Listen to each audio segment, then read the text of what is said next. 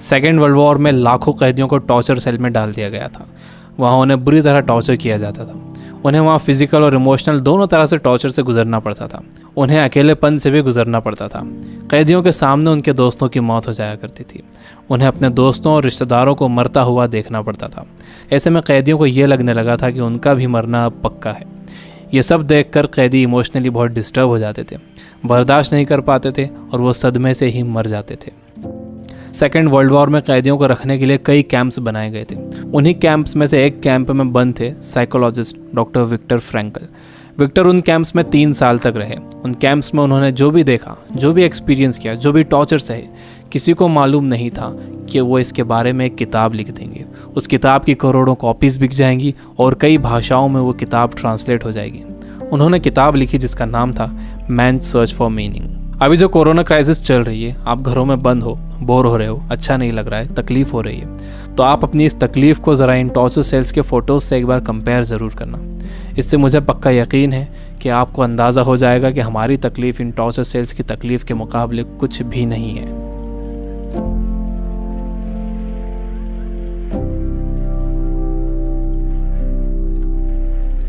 जब विक्टर को इन कैंप्स में डाला गया तो उनके साथ उनकी फैमिली भी थी, लेकिन सब के सब धीरे धीरे मरते गए। विक्टर एक इंसिडेंट बताते हैं। उनके साथ एक कैदी था। उसने फरवरी महीने के आखिर में एक सपना देखा। उसने विक्टर को बताया कि कल रात उसने एक सपना देखा था। सपने में एक आवाज़ गूंजी कि मुझसे जो पूछना है पूछो। तो मैंने उससे पूछा कि हम इस कैंप से बाहर कब निकलेंगे। तो उस आवाज़ ने कहा कि 30 मार्च को तुम लोग बाहर निकल जाओगे। इस सपने के बाद उस कैदी को पूरा यकीन हो गया था कि वो 30 मार्च को रिहा हो जाएगा। मार्च का महीना शुरू हो गया। वो एक एक दिन गिन रहा था। धीरे धीरे दिन निकलते गए। जब मार्च का महीना ख़त्म होने आया तो उस कैदी को ये दिखने लगा कि वो रिहा नहीं हो सकेगा। 29 मार्च को वो बीमार पड़ गया और 30 मार्च को वो मर गया। ऊपरी तौर पर तो ये लग रहा था कि उस कैदी को कोई बीमारी हुई है जिससे वो मर गया, लेकिन विक्टर जानते थे कि वो कैदी किसी बीमारी से नहीं मरा था, बल्कि नाउम्मीदी से मरा था। उसके मरने की वजह थी उम्मीद का ख़त्म हो जाना, होप का ख़त्म हो जाना। Biggest lesson of this book, इंसान को तकलीफ़ें नहीं मारती हैं, इंसान को धोखा नहीं मारता है, इंसान को चैलेंजेस नहीं मारते हैं, इंसान को नाउम्मीदी मार देती है। जिस इंसान के अंदर आने वाले कल की कोई उम्मीद नहीं होती, कोई ख्वाब नहीं होता, वो इंसान भी नहीं रहता। विक्टर ने गौर किया कि कैंप में ज़्यादातर मौतें क्रिसमस और न्यू ईयर के बीच में हुई थी, क्योंकि लोगों को उम्मीद थी कि क्रिसमस आ रहा है, न्यू ईयर आ रहा है, हमें रिहा कर दिया जाएगा। लेकिन जब ऐसा नहीं हुआ तो उनकी उम्मीदें टूटी और वो मर गए। जब भी किसी इंसान की उम्मीदें ख़त्म होती हैं तो उसका इम्यून सिस्टम कमज़ोर हो जाता है, और जब किसी का इम्यून सिस्टम कमज़ोर हो जाता है तो वो किसी भी छोटी मोटी बीमारी से मर सकता है। यानी पहले उम्मीदें ख़त्म होती हैं, उससे इम्यून सिस्टम कमज़ोर होता है, उसके बाद वो बीमारी ताकतवर हो जाती है। दूसरी चीज़ विक्टर ये बताते हैं कि आपके पास ज़िंदा रहने के लिए एक बड़ा सपना होना चाहिए, एक लॉन्ग टर्म गोल होना चाहिए। जिसके पास आने वाले कल के लिए बहुत बड़ा ख्वाब है, उसके लिए आज की तकलीफ़ें, आज की प्रॉब्लम्स बहुत छोटी होती हैं। जब किसी का बिलीफ बड़ा होता है, किसी का कॉन्फिडेंस बड़ा होता है, किसी का सपना बड़ा होता है, किसी का कमिटमेंट बड़ा होता है, तो उसके सामने आने वाली क्राइसिस, प्रॉब्लम्स, तकलीफ़ें सब छोटी हो जाती हैं। हम कोरोना वायरस की क्राइसिस से घर में रहकर मुकाबला कर सकते हैं। आपको अपनी सुरक्षा करना है, लेकिन इससे घबराना नहीं है। आपको अपनी उम्मीद को ख़त्म नहीं होने देना है। विक्टर कहते हैं कि जब कोई प्रॉब्लम या बीमारी आती है तो आपकी बॉडी कमज़ोर पड़ जाती है, लेकिन आपका माइंड बहुत पावरफुल है। आपको इसे कमज़ोर नहीं पड़ने देना है। आप रोज़ टीवी देख रहे हो, आप बुरी न्यूज़ सुन रहे हो कि इतने मरे, इतने बचे, इतने सीरियस, यह आपको मेंटली वीक बना देगा।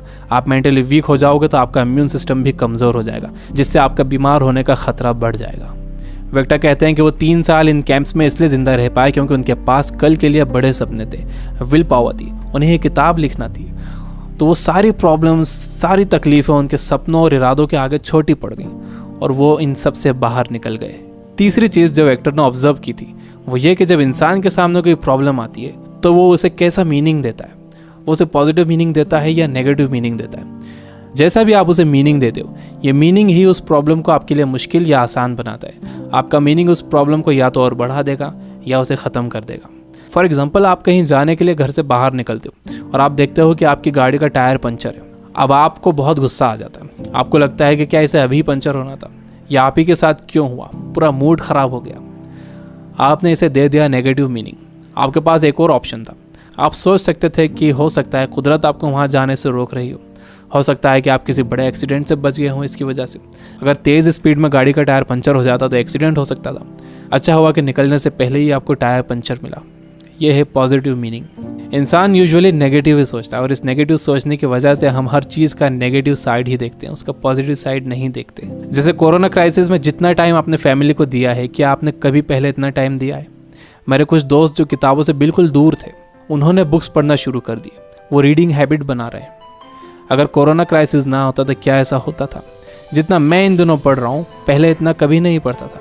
जितनी सफाई लोगों ने रखनी शुरू कर दी है, पहले कभी नहीं रखते थे। बार बार हाथ धो रहे हैं, अच्छी तरह हाथ धो रहे हैं, सोशल डिस्टेंस मेंटेन कर रहे हैं। किसी लाइन में लगे हुए हैं तो दूर दूर खड़े हो रहे हैं। आसमान साफ नज़र आ रहा है, हवा साफ हो गई है, समंदर का पानी साफ हो गया है। ऐसा लग रहा है कि नेचर ने जैसे रीसेट बटन दबा दिया।